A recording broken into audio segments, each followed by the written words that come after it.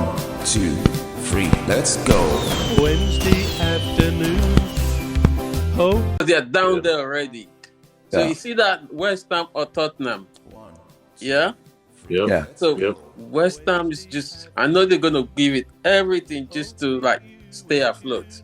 And they're not even going to let Arsenal stand in their way. Yeah. For this latter part of the season, I'm an Arsenal fan. Anyway. Right, okay.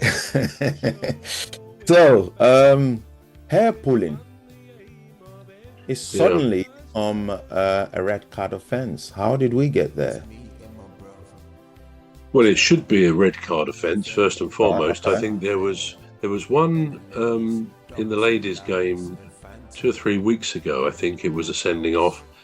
I think it was an Arsenal player pulled the hair of her opponent on the other side, and she was rightly sent off. There was, if you go on YouTube, I forget the name of the women's player, but it's a foreign player in another league, not the women's league here. But she made a bit of a regularity of pulling her opponent's hairs. I mean, she was vicious. You could see the camera went on, she just pulled them over. And I think she was eventually banned. I can't remember her name. Whether she's come back now, I don't know. But of course, it happened in a game the other day, didn't it? And I can't think of the game. You probably remember. But the camera clearly shows that the person who was sent off said, "Well, I didn't pull the person's hair. The guy had a sort of a ponytail or a bun or something." And you can clearly see him sort of holding the hair, but he reckoned that the player who with the hair backed into him, and eventually he let go. Now, it's quite hard to judge that, but when I looked at that, I thought, well, his hand seemed to be round this guy's hair, and it could easily be interpreted that he was pulling it.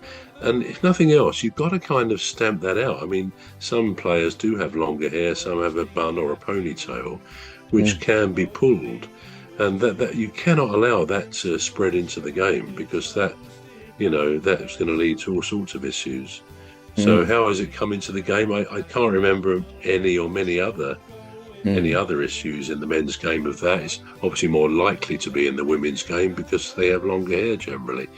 But it did come into our game, the men's game, the other day. Jerome? Yeah, I think it's meant to be a red card offense because according to FIFA, hair is treated as part of the body, and any deliberate pulling or using of excessive force or aggression should be considered as a red card offense. Yeah, okay. Yeah, I think it falls under like a violent conduct. I did that. Yep. So I think it's a red card offense. Yeah, you can pull somebody's shirt, drag them down, you pull their hair, and it's a red card. Now the irony, the irony of this was that I think it happened. The first time it happened was Calvin Lewin. It happened to Calvin Lewin, and it was a Manchester United player. I can't remember who he was now. That pulled his hair, and he got a red card. Now, the irony is that Calvin Lewin was then sent off for pulling Chelsea's Coachella's hair. When was this? Was this a long time ago? When was this? No, this was one of the recent ones. Yeah, and I was watching it, and I'm thinking, oh my days, look at that! You got sent off for pulling somebody's hair, and then somebody got sent off for pulling your hair. Now you're pulling somebody else's hair.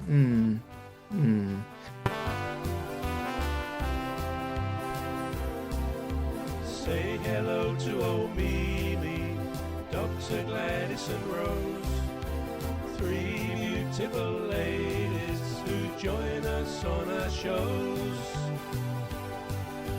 There's one other bro sometimes joins us on the show. Anyway, so that happened. So the next one that we're going to go to is João Pedro. Now, João Pedro, it says, is the only player in the Premier League to have scored 15 goals or more without one penalty this season, just this season. Would anyone would you have thought that? Would anyone would have thought that João Pedro would have been the only player in the Premier League to have scored 15 goals without penalty? Would he have stood out? Just remind me, which team is he with? He's with Chelsea. Is it Chelsea? I was going to say Chelsea, yeah. Chelsea, yeah. Does he stand out as a... I know he's a good player. Don't get me wrong. I know he's a good player. But does he stand out as somebody that scored that many goals? Would he have stood out? Well, I think I take your point. You hear his name mentioned, of course, and if he's got 15 goals, none of which are a penalty, then that is impressive. I think, in a sense, 15 is the new 20. We used to say a player needs to get, a top player in the Premier League should get 20. Well, I guess times have got tougher in the Premier League with the competitive nature of it.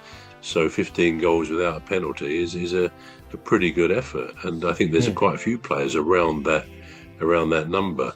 But yeah, I'm not sure he stands out. Partly because Chelsea have been in the doldrums. They've not scored. I think it is in 6 Premier League games, and of course your friend Cole Palmer on the weekend missed a penalty, didn't he? He had it saved. Where you could have broken that duck. But it's one of those stats now which says never in Chelsea's history have they gone 6 games without scoring a goal. Now that is quite a phenomenal stat for any team, isn't it, really?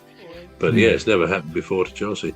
So I think when a team isn't doing overly well, certainly these last few months, then in a sense it's unusual for one player to stand out, even though if they were doing a bit better, he probably would stand out and get mentioned more.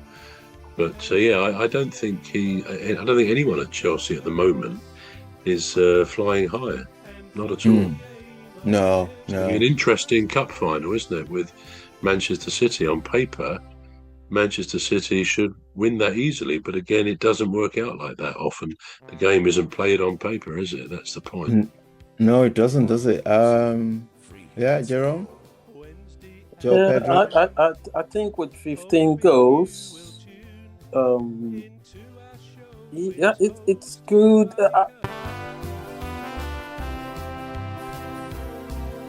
Say hello to old Mimi, Dr. Gladys and Rose, 3 beautiful ladies who join us on our shows.